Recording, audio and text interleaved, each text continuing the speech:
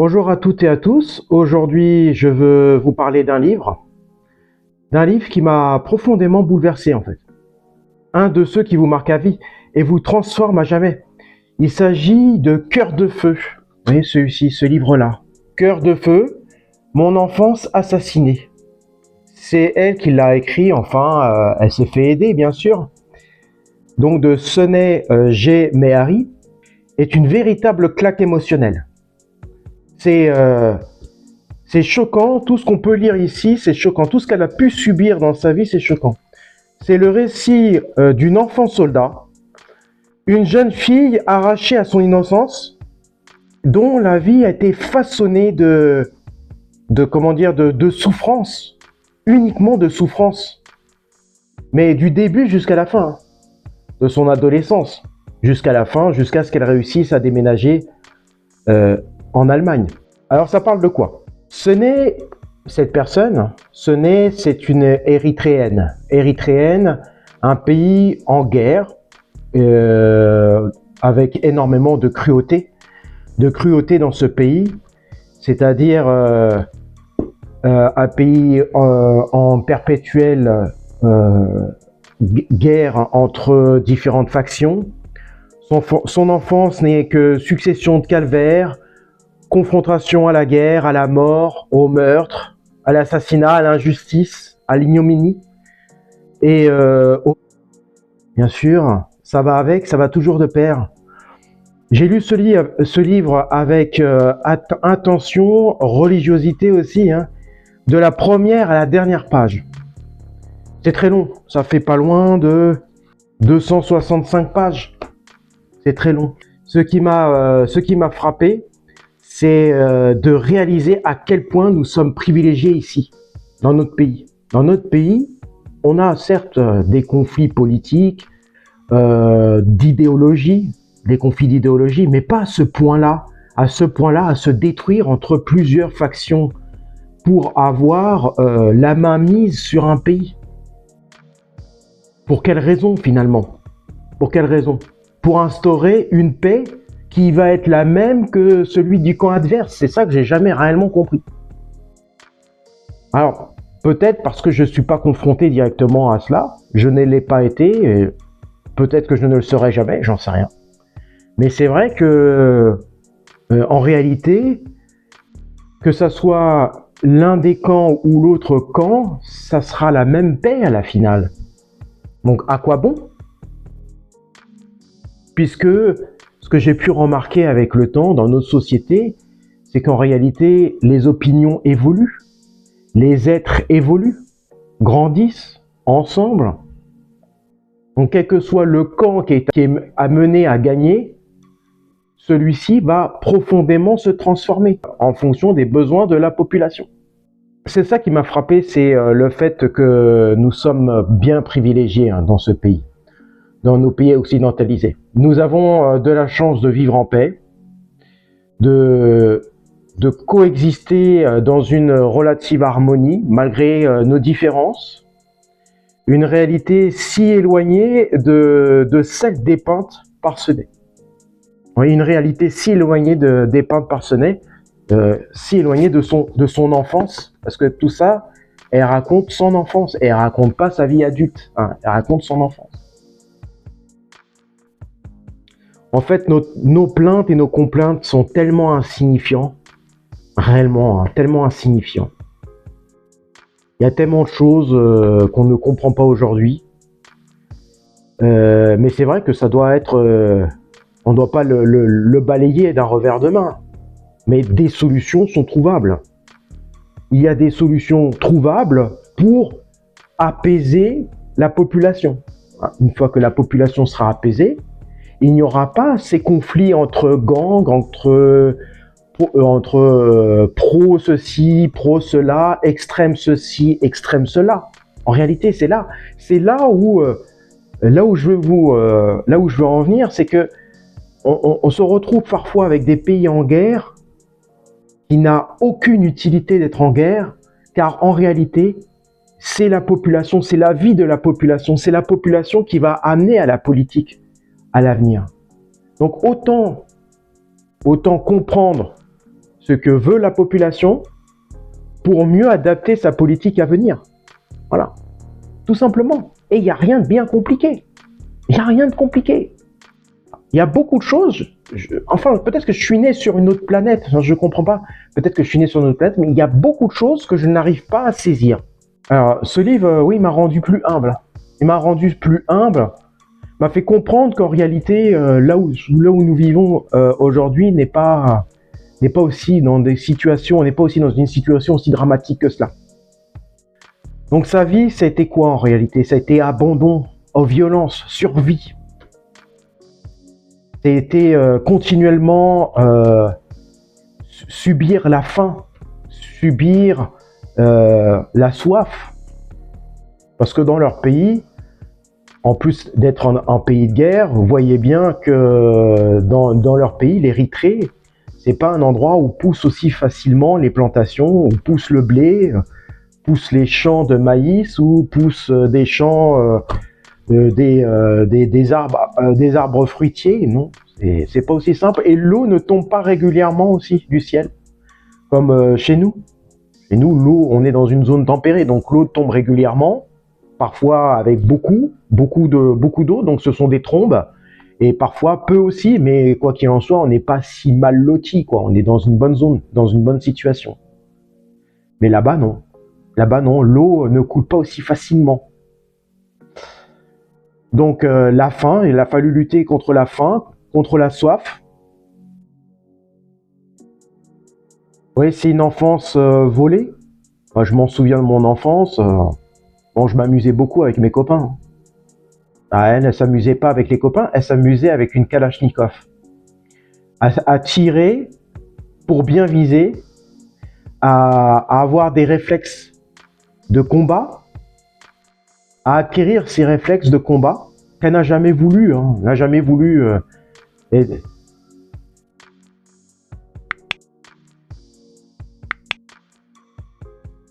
Elle est née dans un mauvais endroit au mauvais moment. Elle n'a jamais voulu tirer sur qui que ce soit, même si c'est sur son ennemi. Bon, miraculeusement, elle a réussi finalement à sortir de cela. Elle s'est échappée du camp. Elle parle du camp FLE. C'est le camp opposé. Donc, elle a réussi à s'échapper de cela, réussi à s'échapper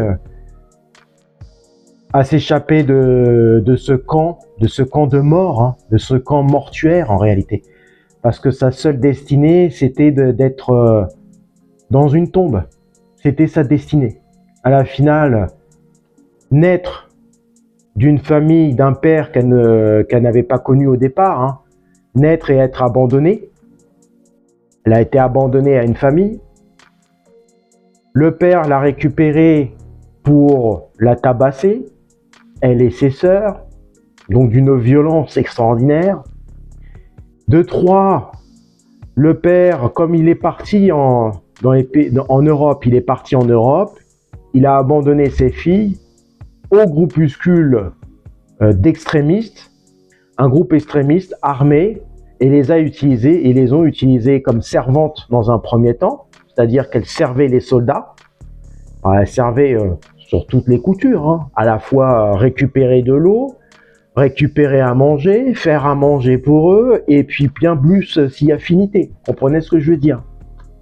Et ensuite, elle est devenue soldat, donc elle a bien porté une arme, porté une Kalachnikov pour l'utiliser contre les adversaires. Pour à la finale quand même réussir à survivre, elle et ses sœurs, ce qui est pour ma part un miracle, parce qu'elle était probablement partie pour la tombe, elle et ses sœurs. Alors ça me paraît tellement incroyable son histoire, que je me demande si elle est vraie. Sincèrement, tout le long du livre, je me suis posé la question si c'est une vraie histoire ou si c'est une fiction, je sais pas. Et encore, je me pose la question aujourd'hui. C'est incroyable pour ma part. C'est quelque chose que je ne peux pas... en conclusion, c'est Le Cœur de Feu, Mon enfance assassinée, des éditions Françoisir, voilà, Françoisir. Ça a été traduit de l'allemand en français, ça a été bien traduit, hein. C'est super lisible, super compréhensible, c'est facile à lire. Bon, c'est très long, mais c'est facile à lire. Et il faut s'accrocher, hein, parce que ce qu'on va lire, au début, c'est gentil, ça passe tout doucement, voilà, on n'est pas vraiment dans les choses graves. Et puis vers la fin, on commence à comprendre qu'elle a bien plus subi que cela, hein. Elle paraît magnifique en plus, elle est vraiment magnifique comme ça, hein, mais peut-être que pendant son enfance, c'était pas trop le cas. Avec la faim, la soif, ne pas pouvoir se doucher non plus, ne pas pouvoir se soigner. C'est vrai que c'est quelque chose aussi qui n'avait pas accès. C'est extraordinaire. On dirait qu'elle a subi toutes les misères du monde depuis le début de l'humanité. C'est tout ce que je peux dire. Comme si qu'elle avait rattrapé toutes ces années-là. En une dizaine d'années, une quinzaine d'années, elle a rattrapé toutes les misères de l'humanité. Entre la maladie, l'absence de soins, et combien d'enfants encore subissent ça? Combien d'enfants encore subissent ça? Et moi, je vous pose la question aujourd'hui. Je vous pose la question aujourd'hui parce que moi, c'est une réflexion que j'ai depuis plus de 40 ans déjà. Bon, on va dire 30 ans, depuis 30 ans. Est-ce que ça vaut vraiment la peine que de faire des enfants, d'avoir une famille, même dans nos pays occidentalisés en fait, parce que on n'est pas forcément protégé. Aujourd'hui ça va, demain je ne sais pas si ça ira. Mais est-ce que ça vaut vraiment la peine de perpétuer une espèce violente, sans forme de logique, qui a un fort pouvoir de créativité, et ça je suis complètement convaincu, mais qui semble détester les autres, peut-être se détester soi-même, je sais pas. Mais quel est l'intérêt de faire une famille dans ce monde terrible, horrible, destructeur? Moi, pour ma part, mon choix est vite fait, hein. Mon choix est vite fait. Dans quel monde on vit? Demain, j'ai même pas l'assurance qu'il y ait un développement économique suffisant pour ne serait-ce que pouvoir manger et survivre. Tout peut basculer d'une année à une autre. Tout est dans l'incertitude. J'ai fait le bilan de tout cela. Et ce livre m'a beaucoup aidé. Mon expérience de vie, ma vie personnelle m'a beaucoup aidé.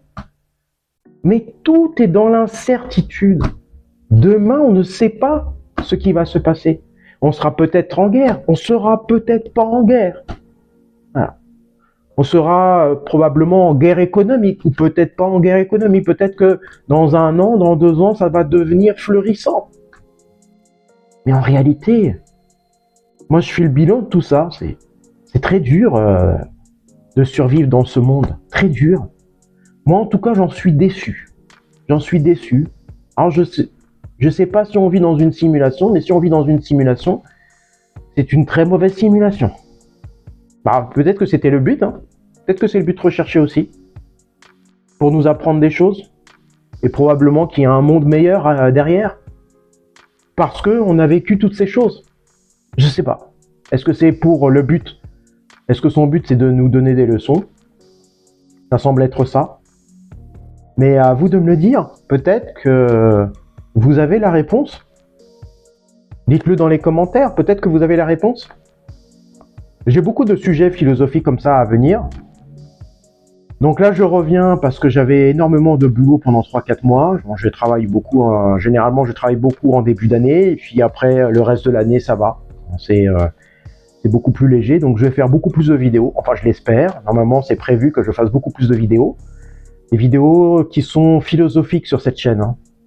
C'est pas des vidéos extraordinaires de youtubeurs extraordinaires où je vais faire des trucs complètement farfelus.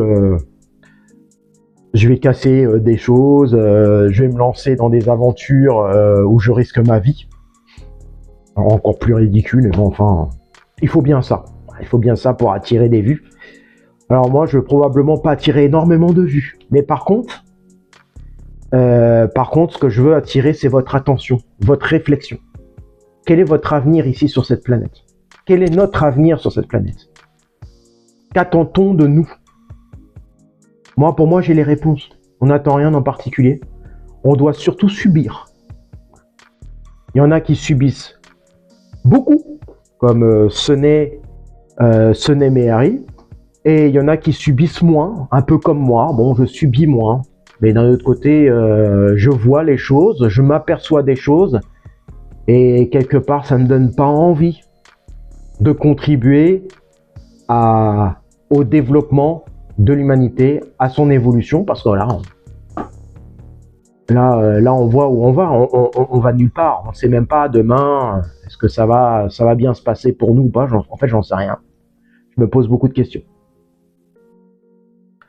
Alors moi, je peux que vous encourager à lire ce livre. Je vais vous mettre les photos à la fin, voilà, les photos de couverture. Je vais vous mettre les photos de couverture pour rechercher ce livre, si vous souhaitez le rechercher, ainsi que le numéro ISBN. Mais je pense qu'il est relativement facile à trouver. Après, ce livre-là, je l'ai trouvé dans les petites boîtes de partage des livres. Je fais toujours un petit tour quand je peux, quand je sais que j'ai un peu de temps pour lire. Je fais un petit tour dans ces boîtes à livres qui se trouvent à l'extérieur, en partage. Voilà. Donc ce livre-là, je vais le remettre. Je vais le remettre dans la boîte à livres.